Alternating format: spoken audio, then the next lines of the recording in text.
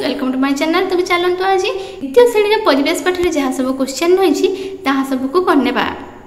तो प्रथम क्वेश्चन रही निज अंचल मिलुवा पशुपक्षी फूल फल पनीपरिया आदि चित्र संग्रह करेंगे चित्र आंकिबे। प्रत्येक चित्र विषय दुईटी वाक्य लिखिबे। तो चलो पिला माने देख ये चित्र कर दिखाई तुम एमती चित्र कर विषय लिखा। कुकुर एक गृहपालित पशु, यह घर जगिबा काम करथाय। नेक्स्ट ये हूँ हाथी, सेमती हाथी एक वन्य प्राणी, यह जंगल में बास करथाय।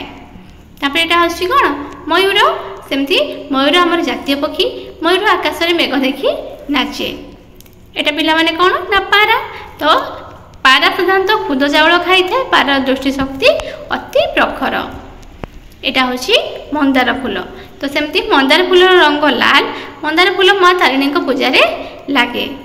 देख पिला माने एटा हूँ पद्म फूल, सेमती पद्म फूल रंग धला। पद्म फूल पोखरी में फुटी थाए। यह हूँ आंब, से हीपरी आंब ग्रीष्म ऋतु में फले। आंब पाचिले मीठा लगी थाए। यह हूँ पिला माने कदली। कदली पाचिले हलदिया दिसे, कदली पाचिले मीठा लगी थाए। यह हूँ बैगण। यह एक परिवार, यार रंग बैगणी।